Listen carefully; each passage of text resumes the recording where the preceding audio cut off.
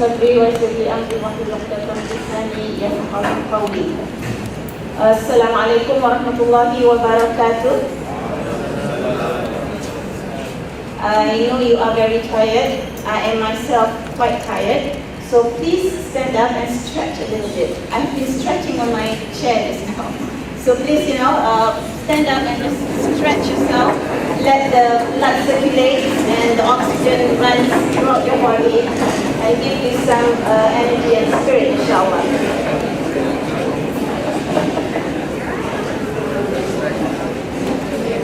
All right. Ready to start all over again, inshallah? Okay, you may be seated. Hopefully I will not bore you. I will try not to bore you, inshallah. Okay, we have been bombarded by so many different things. I hope I'm not going to be bombarding you again, but of course there are so many things that would overlap. And perhaps our rector just now has the bigger picture, and then Prof. Sardi gives one perspective, and maybe inshallah I'll give you the similar things but from another perspective, and so on and so forth, so that at the end of the day we can be able to tie up everything, inshallah. Right, before I begin, just to give a little bit of response to my sifu over there. Assalamualaikum. Yeah, I have you in my contact and I call you Sifu Nasir. Haven't seen you for quite some time. So you're stationed here now? Yes. Okay, alhamdulillah. We were in the same department. So it's good that he was asking that question in a quite fiery way, so that our cells are wakened up a little bit. But my response is, and now his question was Islamization and SDG, where is the put, where, right? And I think that is our responsibility. We cannot put it on somebody else's shoulder. So all of us have to work into this, and whatever capacity that we have, whatever expertise that we have, we should write something. May not be a book, maybe a manual, maybe a newspaper article, whatever. But do our part, inshallah, and together we all can solve the problems of the Ummah. All right, my task this noon is already 12 o'clock. Yeah, not this morning, but this time is translating the vision and mission of IIUM. All right, so can you please send the slide?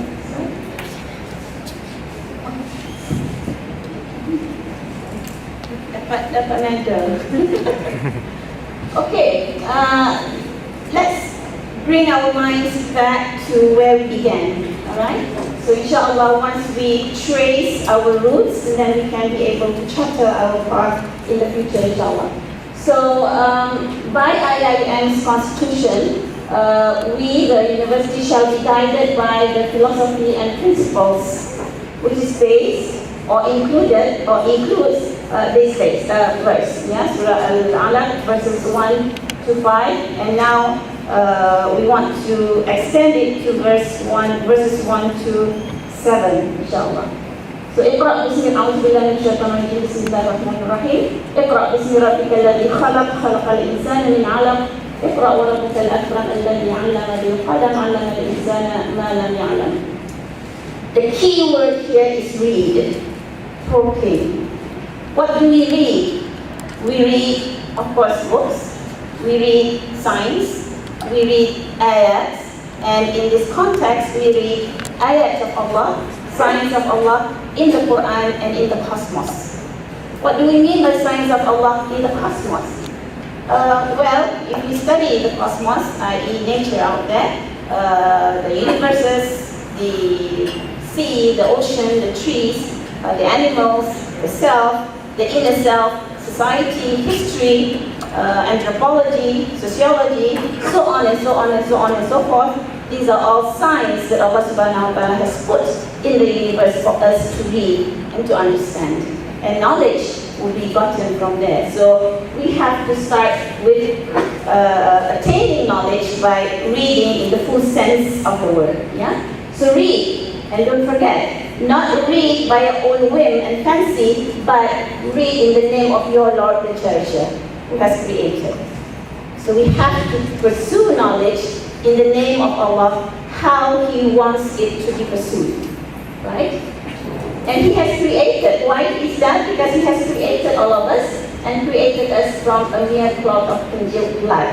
Remember, we came from this useless thing. Don't be like the rector said just now, besar kepala. Yeah, we have to put ourselves in that perspective. We are very small. If even in the Malay sense, we say kalau jatuh di tanah, ayam tak patut, itik tak sudu. Yeah, that is speakable truth, as well as conjugal blood. Proclaimed by God is most bountiful. He has taught you the use of the friend, partner that which he knew not. And the verse will continue. Kalla inna Insan la yatgha ar-ra'ahu istawna. And then it will continue also that don't you know that you are going to come back to me, to Allah subhanahu wa ta'ala. Yeah, so in that perspective, we should pursue his knowledge. And this is actually taken from the University Constitution, page 1. Oh, proceed please. Can I have that? Things that I can control it myself.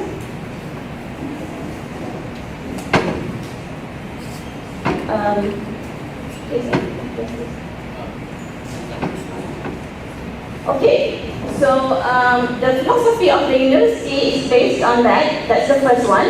The second one, acceptance of Tawheed as Allah as the absolute creator and master of the universe. This is very, very important. This is the key. And as a matter of fact, the tree that both the rector as well as Professor Sardi that has been mentioned just now, I'll also touch upon that inshallah.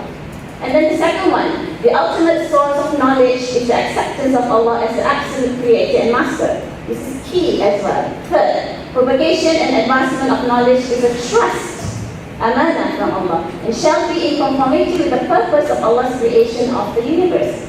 That we have to keep in mind. Knowledge is to be utilized by mankind as servants of Allah and Khalifa of Allah on earth in accordance to His will. The quest of knowledge as an act of worship. Worship is not just the salat, hajj, zakah and all that, but also quest of knowledge. And as a matter of fact, whatever that we do in our life should be part of ibadah.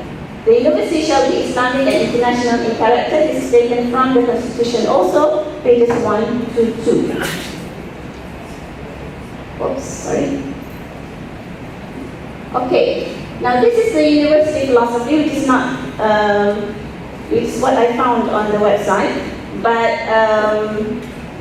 maybe this needs to be updated because Prof. Kamal spoke to me that something needs to be updated here. But this is what we have. It's very lengthy here, but basically what I have mentioned just now is contained in here, and this is available on the website, and you can just look at this one. Alright, so to sum up everything in terms of the philosophy, we have knowledge right there. Whoops! What happened? Oh yeah. What happened just now to the right is happening to me. Okay, we have knowledge again. Yeah, can I use this? Knowledge over there. The propagation must be in the spirit of Tawheed, utilized as servants of Allah and viceroys of Allah, in according to His will. His will. A trust, amanah from Allah, a quest that is an act of worship, and leads to recognize Allah Ta'ala as the creator and master, and the apex of everything is Ma'rifatullah. That's where we are heading. Therefore, whatever that we teach, we learn, we teach should lead there. If it's not leading there, then we haven't taught anything. Yeah? So our knowledge propagation, our knowledge acquisition, our knowledge sharing must lead to that apex. Yeah? The highest level of knowledge is arriving at the deep knowledge of Allah subhanahu wa ta'ala with acquaintance with Him. Alright, our vision, I have to go very quickly because this is repetitious. This is taken from our constitution again, page 2, and Professor Sardi has dealt with this, so I'll just skip that. But this can be translated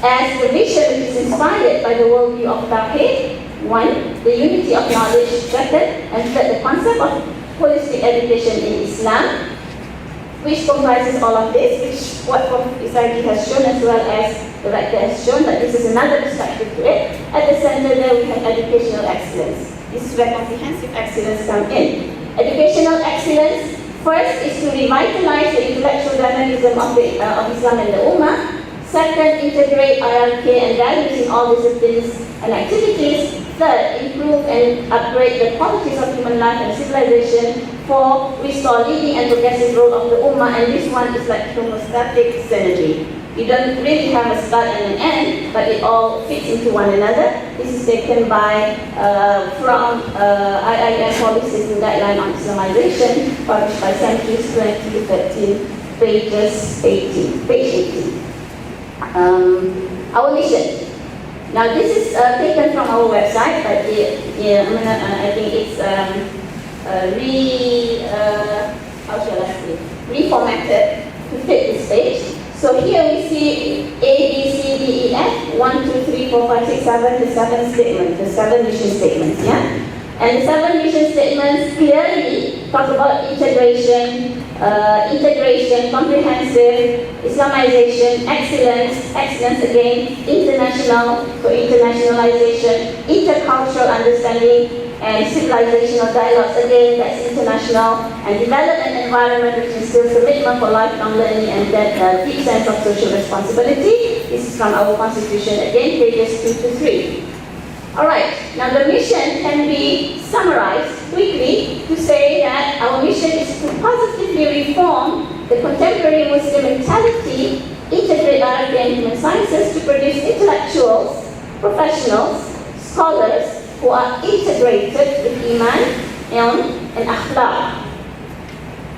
2, do the following.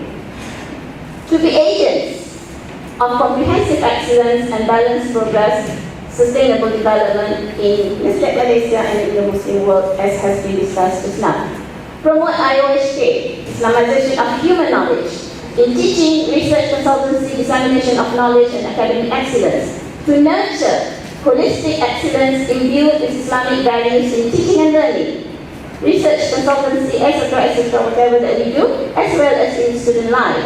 Exemplify an international community of dedicated scholars, professionals, and workers motivated by Islamic worldview and ethics as an integral work. This is very, very important. As teachers, as well as staff of the university, we are role models. Whether we like it or not, we are role models. And if we are good, we become good role models. If we are otherwise, we become not so good role models. And therefore, we have to strive to be good role models because we exemplify. And as an international university, we must exemplify that international community. I'm not sure whether over here we have international staff or not, but in other campuses we have international staff as well as international students. So as international Islamic university, we must portray that international community of dedication, yeah, in our scholarship, in our professionalism, in our work, which is motivated by Islamic worldview ethics and ethics as integral in our work. Enhance intercultural understanding and foster, I think this one is again, we have mentioned this now, develop an environment that instills commitment to lifelong learning and deep sense of social responsibility among staff and students, what the rector and Professor has mentioned. So what I have discussed just now, all can be wrapped up, as Professor said, as triple I, which is Islamization, integration, Islamization, and comprehensive excellence. Now, we go to the tree, right? So this is a picture of the tree from Surah Ibrahim, verses 24 to 25. Somehow the color is a bit odd, so some of the letters do not appear that well. But I'll try to read it for you, inshallah. You can refer to the Quran, verses 24 to 25, Surah 14. See you not how Allah sets forth a parable, a goodly word, like a goodly tree, whose root is firmly fixed. This is the root that Rector was mentioning just now, yeah?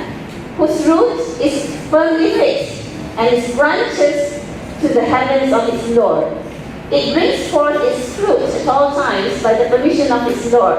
So Allah sets forth parables for mankind in order that they may receive admonition. I need you to zoom out, yeah? So here we have the tree. Now the root, as I understand this, yeah. But first, this verse, this quotation here can be reflected upon the concept of tawhid.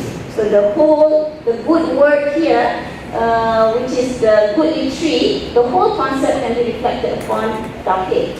So as a tree, we have the roots. So the root would be our aqidah.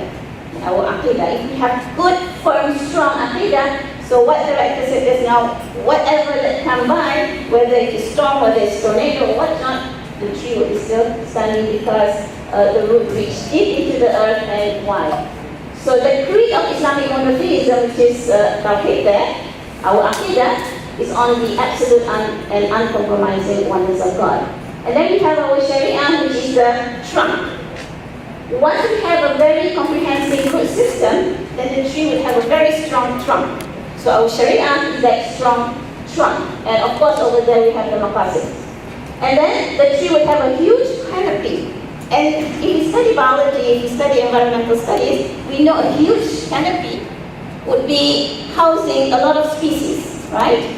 So here, the big canopy here would bear fruits, would give shelter, would give benefit to many, many other creatures, giving oxygen, taking in carbon dioxide, having a lot of species there, the fruits, some of them would fall down and grow to other trees, to become other trees. So, in my understanding, the canopy here is our akhlaq.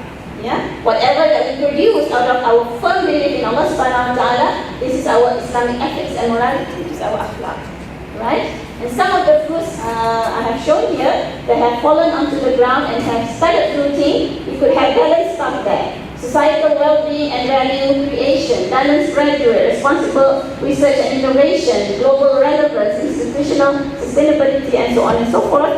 And why I've shown the fruits that have sprouted, this shows sustainability because the fruit itself will grow to become other strong trees. Now, next. This is further explanation, inshallah. We can distribute this slide for you, inshallah. I don't have time to go through this. And therefore, we have our garden of knowledge and virtue made up of all these strong trees, inshallah. Made up of all of us, yeah? Inshallah, we all are strong trees, and therefore we have our aqidah, which is strong, our sharia, and our akhlaq, which is then very rahmatan lil alamin. Alright? And we have that triple eyes there to consolidate the structure of the garden, inshallah. Alright, next. So ayah and constitutional provision then have it that the university's mission and vision would be operationalized through Islamization. So Islamization, to my understanding, is a big umbrella where everything comes in. Alright? We have Islamization, integration, internationalization, comprehensive excellence, and then we have the Ilm, Amal, and Hal, what Professor Sarji has explained just now.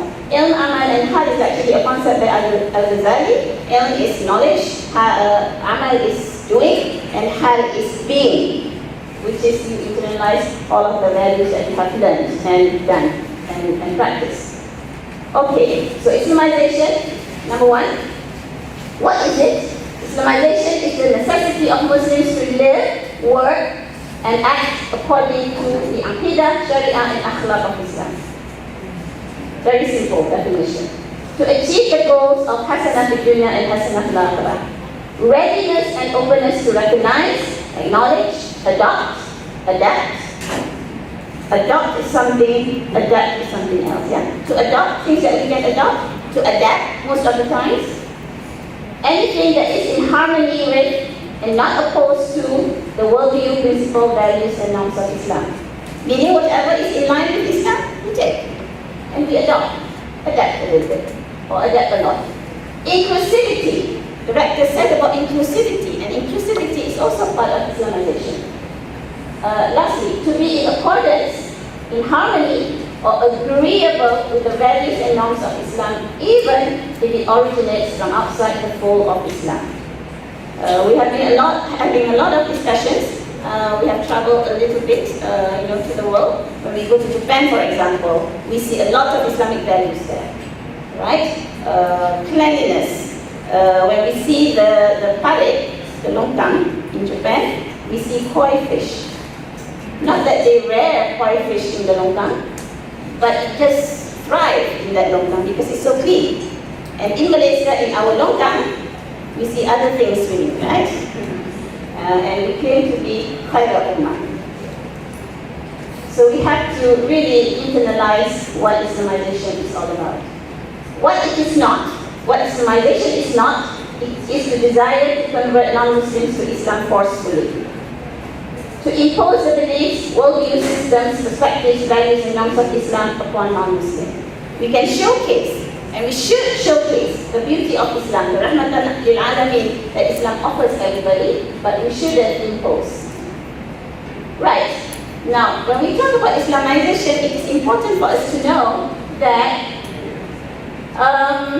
Islamization is the justification for IIUM's establishment in 1983. Why IIUM was established, the rationale was Islamization was very much needed, and is very much needed, and will be very much needed. Now, Islamization, in a very simple way to understand it, is that, to my way of explaining it so that everybody can understand, is that Islam is a straight path, Siratal Mustaqim. But as human beings, we, Insan, will veer away. Shaitan plays a role there, enticing us to veer away. Either at the personal level, at the familial level, societal level, humanitarian level, ummatic level, civilizational level, we can go on and on and on. In our adab, in our knowledge, in our practices, in our systems, in our institutions, whatever. But Islamization is the way that we come back to that straight path. So it's a non-ending business. And it started off with Adam alayhi salam. If you reflect the story of Adam alayhi salam, then you can see how Adam alayhi salam faltered, and then he brought himself as well as his wife with the way that Allah subhanahu wa ta'ala has taught him back on the straight path. And this is something that we have to be doing for the rest of our life, as well as until the day of judgment. Because Islamization will always be there and will always be needed. And it is the most fundamental and most important mission of IIUM. And Islamization is actually IIUM's that, the reason for its being. And Islamization embraces all aspects of life, not just academic. It is a tawhidic response to secularized knowledge and systems and disintegration of knowledge, system, and the self. Allah subhanahu wa ta'ala created everything very integrated, very holistic. It is our hands of the facade that we do that we disintegrate things. Now we have to bring everything back together again and integrate everything. So it is, a tawhidic response to secularized knowledge and system, as well as to disintegration of knowledge, the systems, as well as the self. I will be going through a little bit more of this, inshallah. It touches the academic as well as non-academic aspects. In the academic aspect, it addresses the dichotomy between revelation, revealed knowledge, as well as acquired human knowledge, and that's why we talk about integration. So therefore, integration is actually one aspect of Islamization. On the non-academic aspect, it addresses the self, the family, the society, the humanity. It also addresses the animate, the inanimate, and built environments. Human beings have destroyed much of the environment. Human beings have built buildings that are not actually suitable for human beings to live. When we look at the low-cost flats, I don't see that it's fit for human beings to live. It's like pigeonholes. So we have to do something about that and build Islamized low-cost housing, for example. This is taken by from the Islamization unit, one of the posters. All right. Now, Islamization in context of education at IIUM is based on Islamic philosophy of knowledge and education, grounded on the worldview of the Quran and Sunnah of the Prophet. It is the unity of knowledge, where revealed knowledge is the most important and central. We have unity of revealed knowledge and human science, but revealed knowledge is superior. And human science has to be guided by the revealed knowledge. They are not at par. Yeah? Not at par, but revealed knowledge is superior. Now, education at IIM will assist the seeker in his vocation as Allah's servant and Khalifah, holistically nurtures in light of Islamic Aqidah, Sharia and Akhlaq, graduates, we will produce, inshallah, graduates who become not only knowledgeable and skillful, but also professionals, and I think we have been producing this, but also committed with high level of taqwa, Islamic adab, akhlaq, and ready to be in the service of Allah. Inshallah, we will be producing Insan that you mentioned, Sifu. And this is an amanah from Allah to restore the primacy of Islam in all fields of knowledge, a viable, sound alternative to the Western secular model. Inshallah, this Insan will arrive at Al-Falah. Alright? So Al-Falah is our ultimate goal, inshallah. And to my understanding, this Insan is the Tawheedic Insan Sejahtera. Insan Sejahtera may be applicable to the non-Muslims as well, but for Muslims, it's the Tawheedic version of the Insan Sejahtera, which is Insan Saleh, which then, inshallah, will achieve Al-Falah. Now, what I have discussed is available here in this book. You can get them online in our IUM website. Now we talk about integration. Yeah? Integration must be based on Tawheedic worldview as well. It is not taking a bit of this, a bit of that, a bit of those, and a bit of whatever, put it together like a salad. No. Yeah? It has to be based on Tawheed as well. And what do we integrate? Number one, academic. Number two, the self. Number three, the non-academic. In the academic, revelation and reason. We integrate the two. With revelation being the superior guidance, we have inter-transdisciplinary systems. And then the self. This is something that is funny there because when you do the transliteration, sometimes when you transfer your things to another computer, the transliteration goes haywire. So the spirit, which is Ruh, the qalb, which is the heart, intellect, akal, body, just like soul, nafs, and emotion, you have to integrate that because we are actually made of all of those. And Allah subhanahu wa ta'ala created in a very holistic and integral fashion. But somehow or other, in our experiences, we have become ourselves. Within us disintegrated. We have people who are not in touch with their spirit. We have people who are not in touch with their soul. We have people who pay so much attention on the material. We have people who pay much attention on the mind and not the heart, as the rector mentioned just now. And non-academic integration would go beyond racial, national, or religious boundaries, meaning we consider everybody so that everybody would be able to taste the Rahmatan lil Alamin. Human and environment also need to be integrated because somehow today humanity has been separated or disintegrated from our environment. We sleep in a box, we wake up in a box, we go to work in a box, at work we watch and see and work on a box, and our office is also a box. We come back home again in our car, which is a box. We go back to our house, which is another box. Yeah? And we have become disengaged from our environment. That needs to be reintegrated. So at long last, we have to integrate our family, our ummah, our humanity, and so on. Alright, I would like to talk about this. This is very important. This is actually based on Al-Ghazali. Now, according to Al-Ghazali, of course, we have our body and we have our heart. We have our physical heart. This is our physical heart. The physical heart is not the same as the spiritual heart, but there's some relationship which is mysterious. Now, according to Al-Ghazali, our spiritual heart has four faculties. The spiritual heart itself is called the qalb. Yeah? This is the spiritual heart. Why is the spiritual heart important?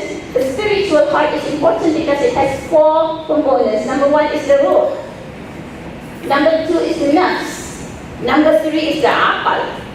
The akal is actually not the otak. The aqal is actually situated in the spiritual heart. Where is this spiritual heart? God knows. Allahu A'lam. But whenever we feel happy, our heart here feels that it's going to jump out of our chest, right? Whenever we feel angry, it constricts. Whenever we are hopeful, we feel something here. So there's like a mysterious connection. Yeah? And the third one is the spiritual heart itself. Now the spiritual heart is important because it is a seat of knowledge. It is where data is processed and then it becomes knowledge. Where do we get data? We get data from our senses. From our senses. Our sight, our hearing, we get all this data. Yeah? And the senses are inlets, or windows to the spiritual heart where we get this data. So in the Islamic discourse, in Al-Ghazali's discourse, the spiritual heart, the heart has to be kept pure because that's the seat of knowledge. It is also like a mirror. And when our mirror is clean, we can see and reflect well. But when our mirror is dirty, then we cannot see very well. We cannot see the signs of Allah. We mentioned this now. We have, in Iqra, in knowledge acquisition, we have to read signs of Allah.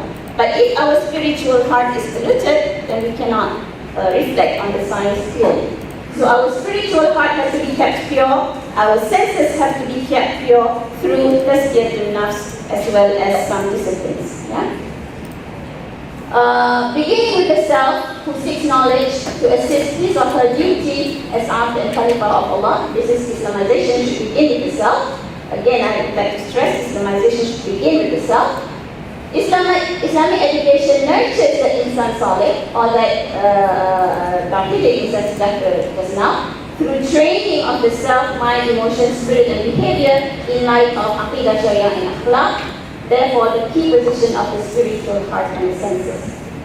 Now, Insan Saleh is he or she, a person who, with strong iman, is fully integrated, holistic and well-balanced, with high levels of nafs. Instead of nafsul amara, it could be nafsul lawama, or better still, nafsul mutmainna. Fully functioning as ibad and as Khalifa of Allah subhanahu wa ta'ala. Bahili Insan Sejahtera, therefore, inshallah, we will be blessed with attaining al-falah. I'll try to speed up, inshallah. Now, I would like to reflect on what Ismail Razi al-Faruqi mentioned. He mentioned that this significance of man, Insan, is indeed cosmic, since the whole cosmos itself was created for his sake. So Allah subhanahu wa ta'ala created everything on the heaven, everything on the earth, and these are all have been subjected for our use. So Al-Faruqi says that the significance of man is indeed cosmic, since the cosmos itself was created for his sake. Now, reflecting on that, we have also the notion that humankind is the microcosm of the macrocosmos. Human self is the microcosm of the macrocosmos out there. Meaning, the human being is very small. Yeah? Even to the extent that scientists say that we are insignificant because we're very small. In science, we are insignificant. But despite this insignificance in science, but Allah subhanahu wa ta'ala gave us a very huge responsibility and significance, despite our small size. Yeah? Because in our small self, we can reflect, we can think, we can ponder of the macrocosmos out there. Even the reality of the macrocosmos out there is reflected in us. So the duty of a person in Islam is very, very important. And that's why we have this Islamization as our mission, because man is there and Islamization starts with the self and it goes on further, trying to Islamize everything that needs to be Islamized, inshallah. Alright, so now we go to internationalization. This is by default because Islam is universal, rahmatan lil alamin. In terms of our vision and mission, it has to be ummatic. It cannot be only for Malaysians. It has to be ummatic, as well as humanitarian, as well as universal, beyond race, national or religious boundaries. Now here I want to go a little bit more in terms of this ummatic. When we are having this ummatic vision or mission, then we have to remember al-wasatiyah. And al-wasatiyah is based on three pillars: justice, rightful balance, and excellence. Now the rector just now mentioned about balance, as well as barakah. And he also mentioned about the heart, and alhamdulillah I mentioned about the heart as well. Now, in terms of this wasatiyah, I would like you to refer to the IIUM website. I forgot my phone, let me get my phone. Please go to IIUM website and then search for Al-Wasatiyah. You have the Al-Wasatiyah booklet over there, yeah? Or you just type on Google, Wasatiyah IIUM. Then you have the link to the booklet, and you'll find the booklet right there. And I want you to click that and scroll down to page 15. And you will see this diagram. Unfortunately, I did not have this diagram on the screen there, but I hope you can find this diagram. This diagram, yeah, inside the Wasatiyah booklet. The Wasatiyah booklet was written by Prof. Kamal Hassan in 2013. It has been on our website since then. This is the structure of Wasatiyah. And the rector just now mentioned about barakah of Allah subhanahu wa ta'ala, yeah? So in this structure, we have the foundation of that structure as Al-Quran and As-Sunnah of Prophet Muhammad sallallahu alaihi wasallam. Yeah, I hope you can get this. It's there on the website. Now, this structure composed of Iman, Ilm, and Taqwa as the three pillars. And on top of the three pillars, or what is inside the three pillars, we have number one, justice. Number two, excellence and goodness. Number three, balance and moderation. All three are actually concepts of Al-Wasatiyah. And then, once you have this, you are then able to get, insyaAllah, the barakah of Allah, the ridwan of Allah, the rahmah of Allah, the tawfiq of Allah, then you get al-falah, insyaAllah. So this is a very, very excellent diagram that relates quite a number of important concepts. And I hope you can read that booklet on Wasatiyah and understand this diagram, insyaAllah. Okay, quickly, next. This is the booklet that I'm talking about, yeah? You will not see this cover, but once you click this link, you'll get that page. And you scroll down to page 15 and you find that diagram is now. Okay, now, comprehensive excellence. I would like to reflect on this. Our tawhid actually talks about our relationship with Allah subhanahu wa ta'ala, our relationship within ourselves and within the humanity, which is hablum min al-nas, that is hablum min Allah, and in square bracket. In square bracket meaning it is not verbatim, but what we can infer, because we have been sent by Allah subhanahu wa ta'ala as Khalifa on earth. We have a very intimate relationship with the cosmos. We cannot survive without our environment. Therefore, we also have this hablum min al-kawn. It's not verbatim, yeah? You will not find this expression in the Quran, but this is just an extrapolation. We have our relationship with the environment. And all of this, our relationship with Allah subhanahu wa ta'ala should also be translated into our relationship among ourselves, as well as our relationship with the environment. So if we don't take care of the environment, we are guilty. We are going to be accountable by Allah subhanahu wa ta'ala. If we are not merciful to our fellow beings, we are also guilty. We are not merciful to our students, we are also guilty. We are not merciful to ourselves. Some people would just mutilate themselves because they say this is our body. We can do whatever we want to do with it. Then also we will be held accountable. Yeah, we have people who undergo plastic surgeries making themselves look like animals, this and that, saying that this is my body, why do you care? But it's actually not theirs. They are being given this amanah by Allah subhanahu wa ta'ala, which will be accountable. Alright, next. Now comprehensive excellence, of course, includes the concept of ihsan, itqan, and wasatiyah, which we touched on just now.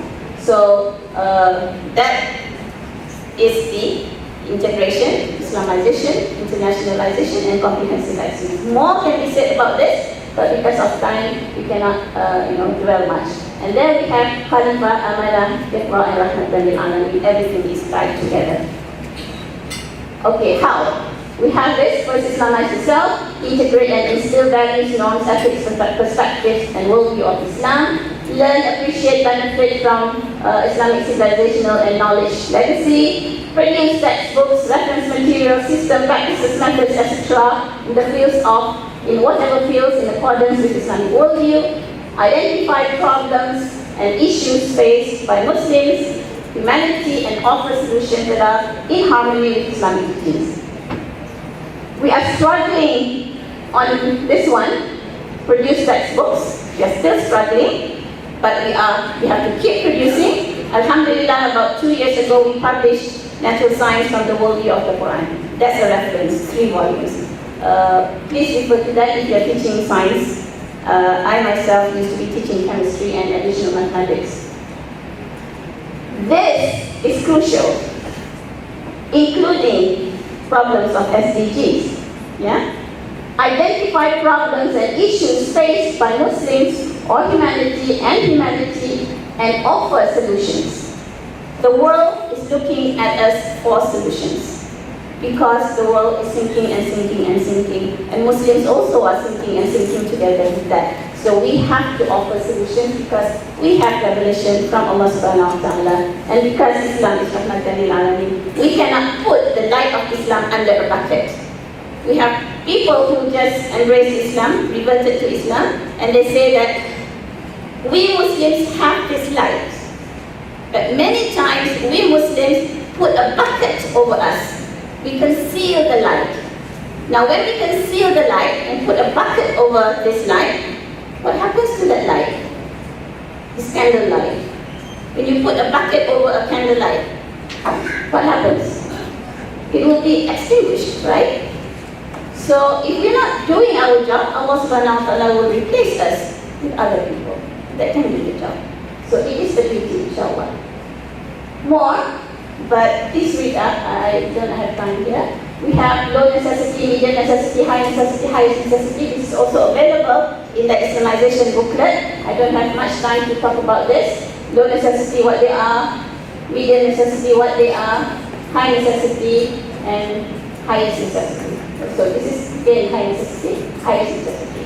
We all have to know this because Islamization is an inclusive exercise. Everybody can take part, from the lowest necessity to the highest necessity. We do not have an excuse.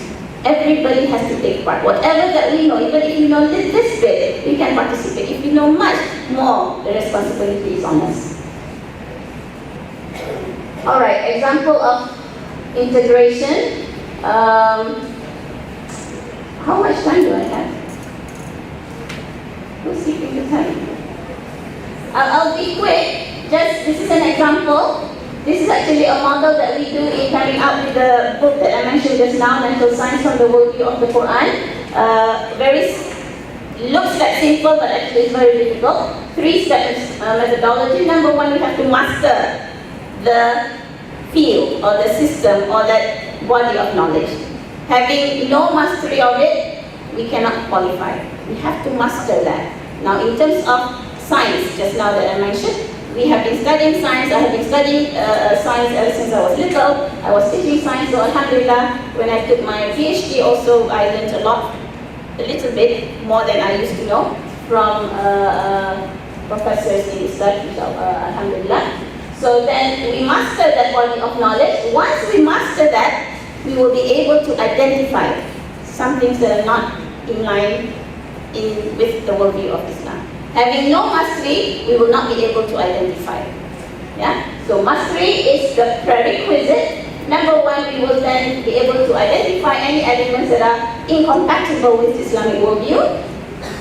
Then we will try to purify that body of knowledge by correcting, redefining, redirecting, repositioning, or perhaps discarding altogether. Example. When we study science, we are actually studying the ayats of Allah, the signs of Allah, but never in our curriculum mentions that Allah is the creator of the signs.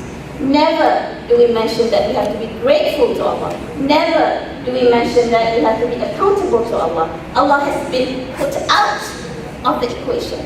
And this is a great injustice. And that cannot be tolerated. So we have to discard this atheistic concept from the study of science.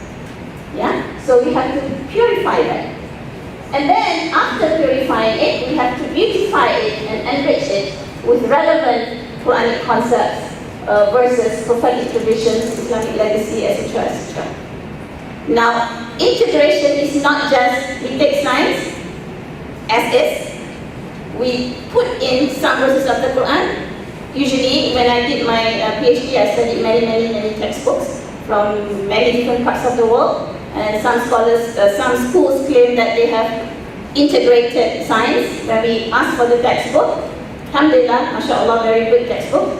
The beginning of the textbook says, Bismillahirrahmanirrahim, alhamdulillah, we have managed to do this, At the end, perhaps, if there is, but usually there's none. But at the end, perhaps they would say, okay, we have come to the end and thank Allah. But in between, we have the conventional way of dealing with science, whereby the scholars that they highlight would be Newton, would be Aristotle, perhaps would be Armstrong, would be whoever. But we haven't highlighted any of the Islamic scholars. So no wonder when our students graduate, they feel very small. What have Muslims done? Nothing. But in fact, they have done a lot. So we have to highlight this. This is the legacy, yeah? But very most important is that we have to purify it, yeah? Purify the body of knowledge. So this is the model that we used when we did that, when we processed that book or worked on that book, Natural Science on the Worldview of the Quran and Introduction, together with Prof. Ahmad. And we also have relevantization, where we have to relevantize Islamic reading knowledge in the contemporary world. We don't have much time to talk about this. And this is situating ICE with FPK as well as SDG and Maqasid al-Sharia.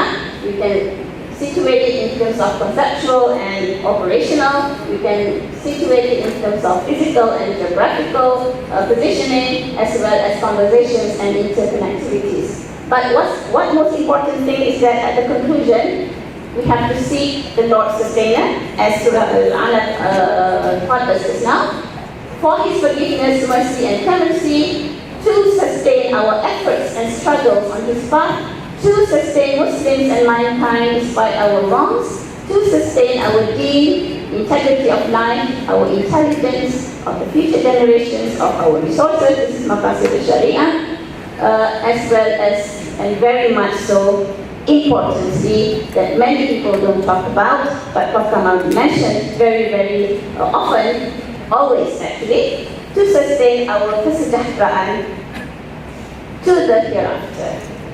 Just like the call to prayer, say, Hayya ala salah, Hayya ala falah. We have to work for sustainability, not just for this present life, but also for the hereafter. Right? I hope I have been able to deliver the message, although being rushed, but I hope I have done justice to the topic. And whatever is good is from me, whatever is not is, whatever is good is from Allah subhanahu wa ta'ala, whatever is good is from my own weaknesses. I end with Assalamu alaikum wa rahmatullahi wa barakatuh, unless you have